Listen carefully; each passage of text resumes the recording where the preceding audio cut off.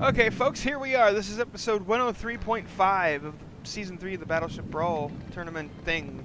You know, that thing I do. I'm separating the overviews of the vessels, the Panamax refit and the Stone Age here, just because I didn't want to have two overviews in the same video and then have it get confused. Possible people get confused on the comments. I wanted each one to have their own video, just to make it easier on myself and on, well, you guys too. Just to make sure, it keeps everything nice and neat and organized. So, without further ado, let's go ahead and get the vehicle controller, myself a chair to pop into, and a fire control computer so I can see what's going on with the guns.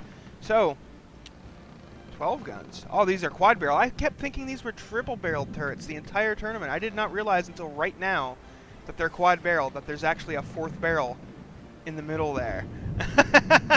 Well, okay then. I should have realized that, but I missed it. Anyway, let's go ahead and see what this can do. Very fast. I'm pretty sure there's some sort of speed limiter system in place by Zijkal here, because it was still accelerating hard when it hit 21 meters per second. So I have a feeling that if that hadn't been, if this thing didn't have, there's probably an ACB limiting thrust output, or no, it's set to 100. Maybe not. It's just this thing was just watch how hard this accelerates. Like, it's accelerating hard, and then it suddenly stops. Like, I was sure I was going to be seeing some sort of speed limiting system. Oh, the ammunition's down there on the bottom. But with the propulsion being set to less than 100%, like once it reached a certain speed or something, but that doesn't seem to be the case. It must just been drag. Okay, well, it's very fast. Hitting, saw 21.7 meters per second there for a moment. So it's about as fast as you can get without exceeding the speed limit of the tournament. And as we've seen, it's got a for this speed, that's a pretty tight turning radius. Again, you can see there's a little bit of shuddering, a little bit of stuttering. Like, you can see it in the ring there. It's not entirely totally smooth, but it's right on the edge. It's basically in the same point that the Wisconsin was in. I think it's actually a little bit smoother than the Wisconsin, but so it's within the bounds of my expectations there. It only has what, 4 propellers? Does it have any front or rudders? Yep, it has front rudders too. Okay. Alright, so let's go ahead and bring this to a stop, and let's check out the armor scheme, which is, honestly, in my opinion, the main feature of this thing, because it is one tanky vessel. Okay, so on the outside, we've got a wood beam, 2 stone beams, and then a heavy armor triangle corner reinforcing that. Then behind that is 1, 2, 3, 4, 5, 6, 7, 8 meters of wood, followed by 2 more meters of stone and another heavy armor triangle corner reinforcement. Wow. Yeah, and then more wood. So wow, the only part of this ship that's actually... Wow, okay. So basically everything from... Let's see. Okay, I need to expand it out again so I can see what the heck I'm doing. Okay. So everything from this point outward on either side is just all armor. No wonder this thing is so durable. It's just solid structural blocks with a little compartment in the middle for the guns to sit in. It is quite tanky. Okay, wait, no, there's some air gaps here. It isn't all wood. There's just some compartmentalization. Okay. Still, that's 1, 2, 3, 4, 5, 6, 7, 8, 9, 10, 11, 12, 13, 14, 15 meters of armor. And while it doesn't have the hit points to punch through all of that, with people fusing for block depth and time after impact, most shells are only going to get, like, at most, like, right here before they detonate. And then there's all of this armor with which it seems like that's exactly what the idea was. Pen depth fuse shell comes in here, hits to the side. It ends up detonating because of its fuse somewhere in this pure wood area. And then there is 2 layers of stone backed by heavy armor to absorb any explosions that reach it. And then even if you get through that, there's then 3 meters of spaced armor before you can get to the turret.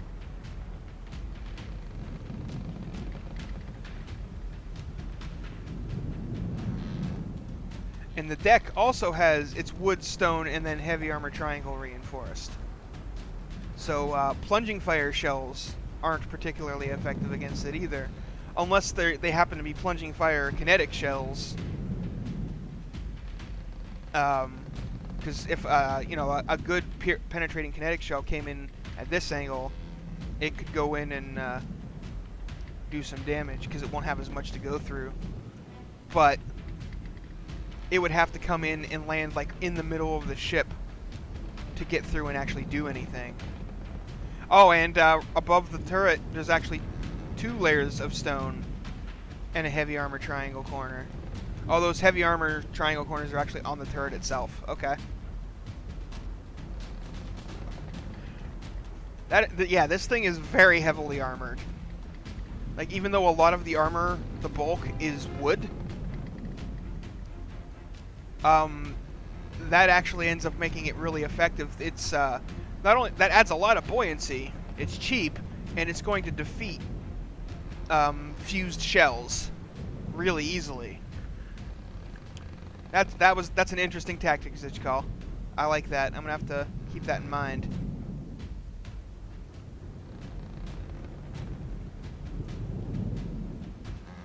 But yeah, okay, so the only thing we've got left to look at after that is the guns, and this thing's actually got such a big, wide deck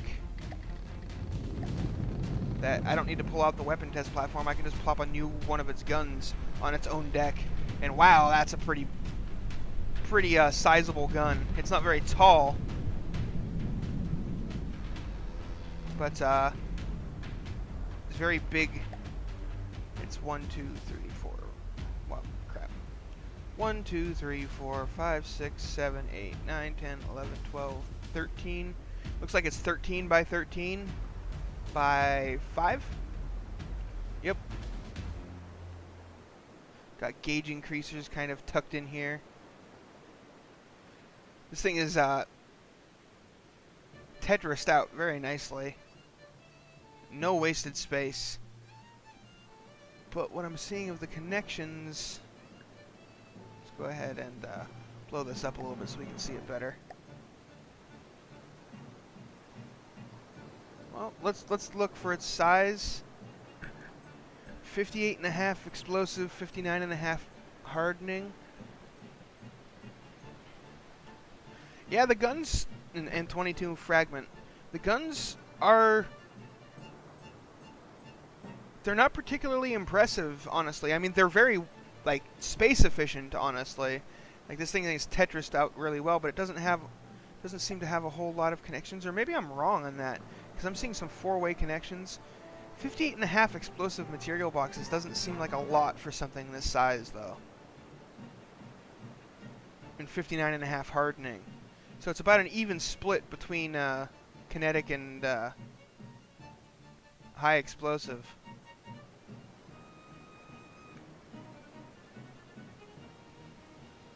Let's go ahead and see.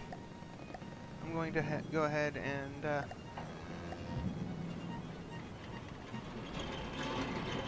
alright, let me get back on this.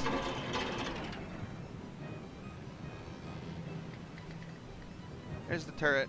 You're going to be assigned to 1. And then you are going to be assigned to 1 as well. So I can control just it. Okay, go ahead and clear the barrels out of the already crammed in shells.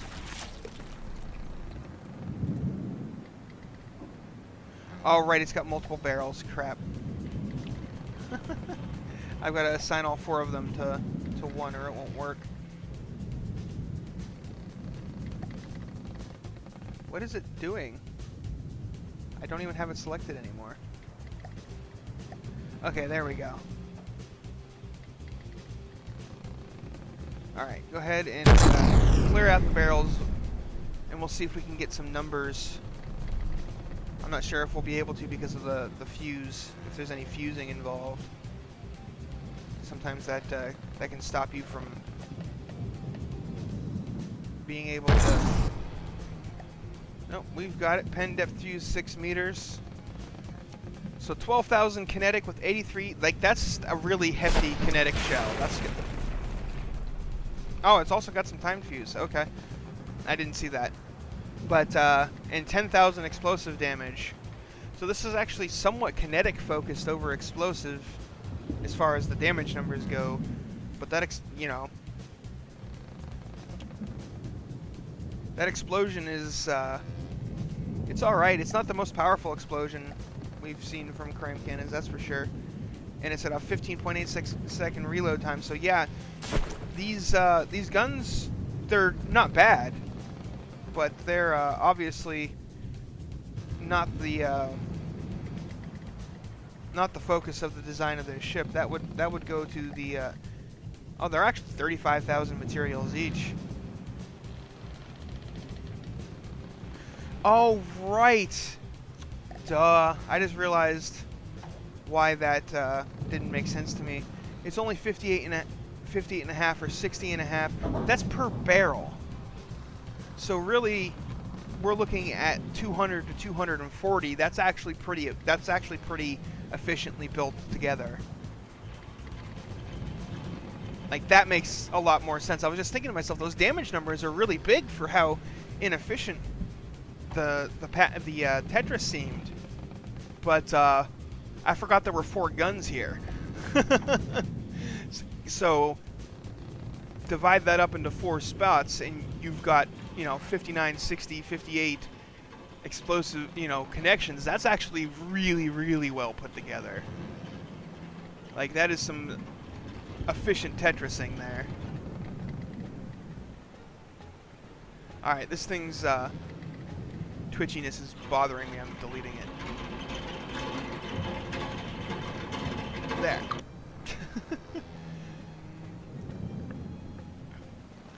Anyway, last thing I want to talk about is the Stone Age Mark II's looks, which there's not really anything to say about.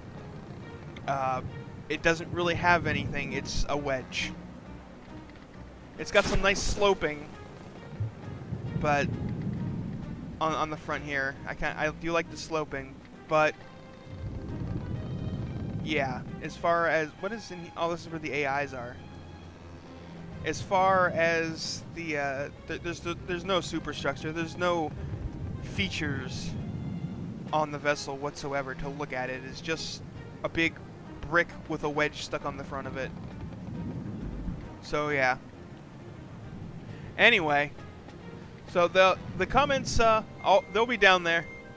You know the drill. Vote whether you want to induct it or not. Upvote the comment that you agree with. Yada yada yada.